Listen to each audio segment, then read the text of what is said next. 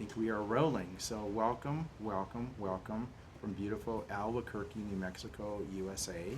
Another beautiful hot day, and well, it's always hot here, seems like. And so, back by popular demand, me.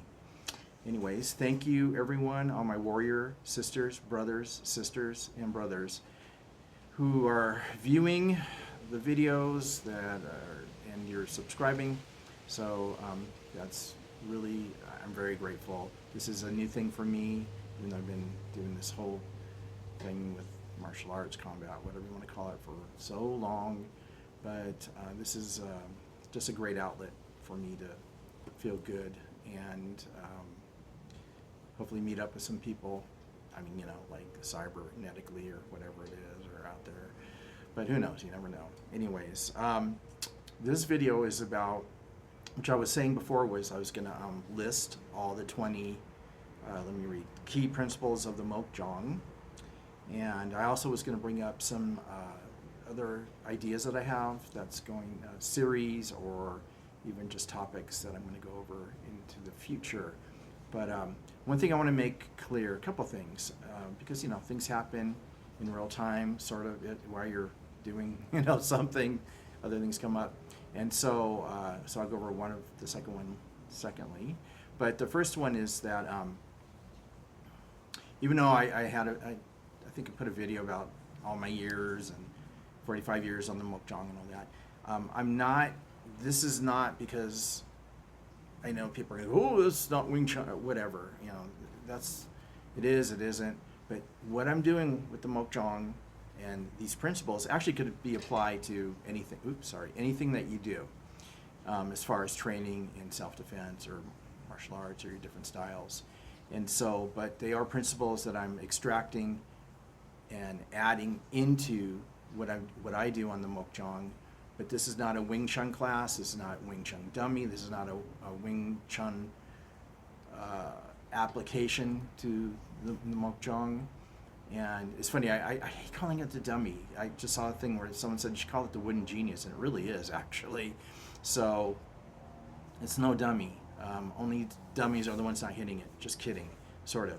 So these are principles that are my own. They are not, maybe it comes from different ideas and, from this and that and everything, but I've done so many different styles or systems that please do not look at what I'm talking about here is a Wing Chun, and then it's like you're not doing it this way, it's not right, or wrong, or maybe because part of it is, part of it isn't. These are overall principles applied to or extracted from my years on the Mook Jong. So I hope that's clear. And then the other thing is, I thought I was a big boy and all tough, but I, in a sense of what if somebody writes something, but I realize I just somebody wrote something so disrespectful and stupid that I don't know. I'm in a kind of a quandary of deciding to just let it be a comment, or take it down and say, you know what, screw it. I'm not going to be insulted, and I'm not going to look at something that's so ridiculous that and it goes against all my principles. The whole idea of this channel is the opposite of that. Is one, to broadly stroke a broad stroke on one system or one idea. That is so ridiculous. I mean, you can go to 30 different karate schools, whatever you want, it doesn't matter, and they're all going to be different, and there may be some crossover, of course, but you can't just say this is better than that. That is so, it drives me nuts. And I'm more, like I was saying, now I'm actually watching videos and which is something I really wasn't doing for a long time, and seeing what's out there. And I was looking at one today of a critique and whatever, and you just, they're all different. Everybody's different. Everybody says I know everything. I'm not going to say I know anything. I'm just going to show you what I know, and then you can take it or leave it. That's what it should come down to. But I'm not going to say one thing's better than the other. There's things I do think will lead you to a specific path, and you may be kind of delusional if you think you're doing one path, you're going to the ocean, and you're actually going up to the mountain. There is, I have to say, that reality. I don't mean to sound hypocritical, but there are specific things that you need to do if you're going to do something. If you're going to do cage fighting, you best be training for cage fighting, and you can't just walk in there, and it's not going to happen. And it's been proven. But if you're going to train for close quarter combat against a weapon, don't pretend like it's going to come out of the air. You're going to have to train for something like that, or more of a military idea, or that, and so that situation. So there is tendencies one way or the other. That's just is what it is. One of my things I said is either you do or you don't train on the Mook Jong. That I'm going to be 100% on that, because it is one of the training tools. That's what this whole thing is about, this series, that I think is good for everybody. So that's why this isn't just a Wing Chun training. This is an everybody Mook Jong principles, and like I said, could even all of these, when I read them, can apply to anything, to boxing. It doesn't matter to someone who's training in a combative source or martial art type of source or schooling. So let me read this list. Oh, so anyways, going back on, just to say broad stroke dumb things, I don't know if I can stomach it, to be honest with you, because that's, again, I'm repeating myself, but that's the opposite of my feelings of what this is all about. So maybe I have to be true to myself and how I feel, and something, and like I said, insulting stuff. Nobody's going to really, I don't know if people allow it or not, but I don't see much. I think a lot of stuff looks like it's all positive and it's all pro. And I'm not saying it should be that way. Comments or commentaries maybe should be questions, or they should be respectful. Like, I don't understand, I don't understand what you're doing, but can you explain more? Like when I did the very first video about 6-inch power, it was just a specific idea that I'm showing within itself. It isn't the end all, and so things are so much taken out of context. It's just a piece of the pie. It's something that I do. It's going to be one of the principles. Is this, I guess you could say, kind of internal, using ki or chi, or exploding external into the external energy. This takes a lot of years, a lot of time to create, and it's something you can add to your repertoire. It's Bruce Lee called it 1-inch, 3-inch power, and where does it come from? How do you train for it? So, and a lot of these, what I'm doing isn't a lesson. It's more of a revealing. So it's just a revealing of what I do, what's out there for you. Take it or in one way, in a sense, this is dumb, or the other way, it's like, that's wow. And I want to add that into what I'm doing, and maybe what this guy's saying is going to help me see that, or to see that, and how to get there. And maybe a Mook Jong training on it, Mook Jong, is a way to get there. So I'm all about opening minds and opening eyes and opening your heart. So the thing about this is better than that, and it's like, how could you? Every school's different, every sensei's different, every student is different. And if you pluck one person out of one thing and you put them out there and you go, well, that represents the whole, 100,000 people that are doing whatever. I don't know how many people are doing kendo or something, but I see something such as the style of kendo, and it's so amazing. And what I was saying in one of the videos is, if there's nothing else and there's like this or that, I'm just suggesting maybe take kendo instead, or at least go look at it and see how fast it is and more closer to reality of maybe what you want.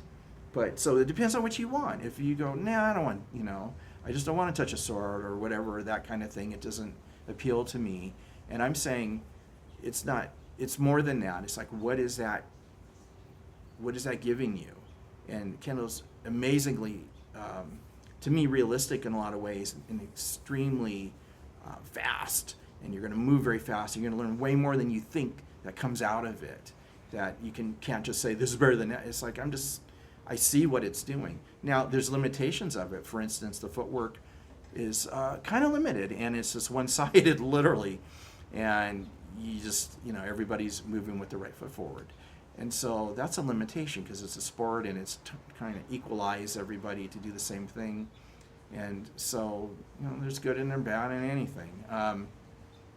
But I still think it's amazing, and it's a part of what I do, to be honest. Because I fell in love with it, and the idea of it, and the explosion of it. They said that Bruce Lee did fencing. I go, well, kendo is kind of like that. I'm not saying it's the same, but it's kind of. And the explosion, the forward, the angles, and the directness is honestly, it's a lot like Wing Chun to me, or like just combat. And so, which it is. If you watch, it's pretty amazing. Watch, if you've never watched kendo, watch like a Japan versus Korea or something, one of these tournaments, and it's intense. or you might fall asleep because you're just waiting for the one strike. Anyways, enough of that. Let me go over this list. So I've already done number 1, which is which part of the hand to train with if you're going to work with the Mook Jong. And there was 8 parts that I went over. And it was a really quick video. It's not a lesson video, it's just showing you what I do and what parts I'm working on as far as the hand and wrist goes. And it's pretty straightforward. So number 2 is going to be, which I'm going to do later today, by the way, is rhythm and bouncing. Number 3, structure and speed. Number 4, strength and sensitivity. Number 5, arm development. So actually beyond your wrist and hand is developed in the arm, which is a weapon that I've talked about earlier. And number 6 is grappling, and there's 3 parts to the grapple. And what's interesting, I saw one of the 2 people I've subscribed to with Wing Chun, and he did 2 parts to the grappling, but I'm breaking it down a little more, subdividing it into 3 parts. So you're going, well, what's he talking about? Well, you'll see. It's nothing breaking, shattering, but it is a breakdown of how I do things, and I'm very specific, very detailed in it, in my training and how to get somewhere. So, especially with grappling, which is very difficult. It's not an easy task. Timing even, that's number 7. Timing broken, that's number 8. And like I said, these can apply to anything, to Filipino stick training, to whatever, your kata. Okay, double striking, that one's really cool. Stickiness, it's kind of a Chinese thing, but number 11 is simplicity. Number 12, this is that one I was talking about earlier, 3-inch, 6-inch, and 9-inch internal energy and explosiveness. So I'm not going to debate about whether there's chi or ki or that's not up for debate. You can believe in things, you cannot. You can go, well, I'm alive. Well, then there must be some energy in me or coming from somewhere. Can I harness it? Anyways. So actually most of that I will say comes from relaxation. So what we used to say in Charlie Fut was the school was about relaxed power. But that should be with anything. And there was one guy I watched today. I liked some of his stuff. I didn't like a lot of it, but everyone has an opinion. But he did talk about, he's a Wing Chun guy, and he talked about being relaxed in striking the Mook Jong, which is very true. So, and I'm going to go over that. Anyways, but this is more than that. This is about striking, how to strike. And, okay, so let me go number 13. Let me keep going. Long arm waist power. Okay, long arm waist power. Which you could say is, see, here's the thing. There's long arm waist power in Wing Chun. Oh, and then there's short power, waist power, or non-even, where you're just striking with not turning your waist in any system, but in like Charlie Fut, which you go, oh, it's all waist, it's all this. No, these are ideas for you to explore and move forward or move out of. And so Wing Chun isn't, Charlie Fut isn't always long arm striking. I'll do it just right here, is that there's this thing called a Chinong Choi. Okay, it looks like that. And most people think Chenongchai means someone's at the very end of the strike. Oop, my hand's out of, okay, at the end, so you're striking from far away. Could not be any further than the truth. You could do that, but there's different distances. So maybe someone's next to you grabbing you, and you Chenongchai just from right here, okay? Just from right behind your ear, because there's no rule. No one's even telling you. So I'm saying work outside the box. And it's not, one thing isn't one way or the other. It's long arm. You know, I read a description once of long arm rocket shoot, you know, fast rocket shots from way out. And I'm like, well, not really. You're being misled, because it's very close quarter. It's very, it's something that's coming from the center of a circle, your center chi, if you want to say that, and moving outwards. But everything comes from there. Wing Chun, most Kung Fu really does. In fact, one of those goofy movies with Karate Kid where he's doing a little thing, he's rolling it, and it was a Chinese thing, and it's like, dun, dun, dun, dun, dun. And I go, there it is. They're giving you something really powerful in a movie, and either you picked up on it or you did not. So long arm waist power. Number 14, and there's 20, is directional intent. I like that one. Number 15 is chokes and throws with the Mook Jong, believe it or not. So these are different approaches that I'm just saying, maybe you never thought of that. If you're someone who trains on it, you're always boom, boom, boom, boom, boom. But you don't think, oh, I can get in close, grapple, and you know, do much more than the kind of traditional, I don't want to say limited, but you know, that's what your teacher's teaching you, or that's what you learned. But have you ever thought about going further outside of those lines? And then 16 is closing. And 17 is, I was going to say something about it, but I'm not. Visualization, really important. Number 18 is forward energy or pressure. And one of the terms in Japanese and Kendo is seme, which is, there's like different definitions. Pressure is one of them, or courage is another one. And so pressure, and I love that. And that's what I'm saying. Kendo, there's more to it than just swinging a sword around trying to hit someone in the head. And then number 19, connectivity. And I'll just leave it at that. And then number 20, lastly, is mental intent. And I'll kind of elaborate on that just a little tiny bit. Is whatever you're, my friend taught me this. So again, I'm going back to one of my two favorite seafoods. And if you're not thinking a certain way when you're doing everything that you're doing, or if you are, you're going to get more out of it. If you're not really getting the full extent of your time that you're putting in. So you can go and train on a bag or whatever, Mook Jong, and hit it and go through it, and I'm hitting my arms, I'm doing this, but where's your mind at? And where's your intent? What is your intent? What are you looking to get out of it? So there's so much more that you can derive from your training. And first you have to understand, what do you want? What is your intent on what you're doing? And so that's going to be one of my, okay, so let me talk about some of these other series or videos coming up. And one of them is going to be called, is it martial or just arts? And I'm really going to get into that. It's not a rank, it's just an opening our minds, opening our eyes, opening your eyes in the way that I see things. And so that one will be interesting. And then I have a, so this is an important one. And I've created kind of names for it. So I'm going to call it closing the gap. So what does that even mean? I'm saying there's 4 parts to training. And it really kind of comes from boxing. So if you look at in boxing,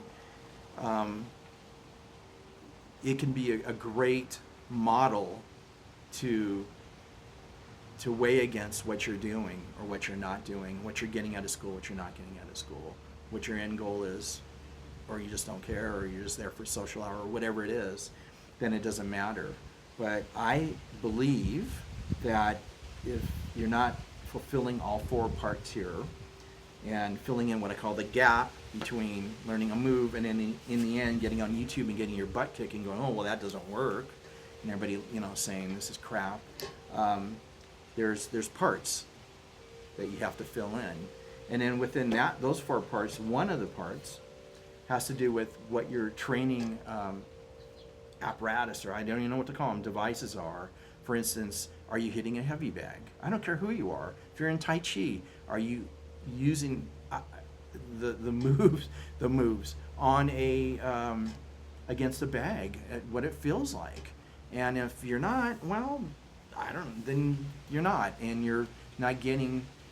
If you think you're getting something, but you're not putting all the pieces together or working in each different one of these 4 sectors, then maybe, I don't want to be broad stroking, like I said earlier, and trying not to be a hypocrite, but I'm sort of going to say it. I don't think you are. You're not getting enough. So don't pretend like you are. Just be happy that you're not. And, if you're just going to a coffee and muffin place, don't think you're going to have steak and potato and broccoli. It's not going to be there. So, there's just reality. That's, again, so anyways, so this is just, all this again is to open, this is what I do, what I believe in, and to open your kind of, I don't say open your mind like you're close-minded, but open the possibilities that you maybe, you're not getting everything that you're in, that you can, what's the word I'm looking for? That's your intent, but that's not what I'm looking for. So your content in feeling like, oh, I got, maybe I should have a bag and do a little bag training, or maybe, I'm really pushing, I'm going to keep pushing the Mook Jong. Maybe I should have something that I strike a little bit, and learn how to strike it, correctly, and it doesn't hurt me, and I'm actually sending energy, and I'm feeling what it feels like to hit something, and find my structure and limitations, and it's like, it's a good thing. I don't see it as like, oh man, I have to do something, and I don't really want to do that, and it's going to hurt. It's like, no, this is something to uplift and bring you further forward in your skills. And I think even someone who takes Tai Chi to lower their blood pressure wouldn't mind expanding a little bit and learn a little self-defense. So anyways, another topic is, boy, I seem to go the same amount of time. It's kind of weird. Is sport versus self-defense versus combat. And I'm actually seeing people talk about that. So I'll give my spiel on that. And then a series I'm going to do is on blending systems. So, what does that even mean? It means that it's kind of an evolution. That's one of my words about the school, is an evolution of self-defense, martial arts, combat. And so not sticking rigidly, but opening up a little bit, and using, and one reason I would say to blend is to see what other people are doing, so you learn at least a bit of what's may come at you, or what's going to happen, possibly, because we don't ever know what's going to happen. A meteor can drop down, and some guy that knows 50,000 different styles of meteor kung fu, and you've never seen it before, you're not going to be able to defend. Anyways, so if you go, oh, a little grappling's pretty good for me, a little boxing, there's nothing wrong with that. It's going to build my structure. It's going to build my speed, or things that maybe that you're not doing, and you're going to go, oh, well, that's what someone might be doing too. A lot of people, when I watch, when everything breaks down on these sparring matches, they turn into street fighters and boxing. It's just everything gets thrown out the window, and you drop your guard, and you just turn into kicking, punching guy. And so, and what I'm saying is, I think a lot of that will come at you, possibly, in general. So, trying to cover myself there. And then I was just going to go over, lastly, well, one of the things here is just what I do, just my different apparatus. So you could see, well, you can't see everything, but what I think is important as one of the third parts of the 4 parts to training, of what pieces that I think you need, or your school should have, or is it in your school? And then you might go, well, why isn't it? Why aren't we doing this? And so that's that one. So I think I'm trying to stay under the 35-minute time mark. Doing pretty good. That was it. So later today, I'm going to go over number 2 principle, and that one again is called rhythm and bouncing. So I hope to see you there, and have a really great day. Have a good day at work or whatever you're doing. Take care of yourself, and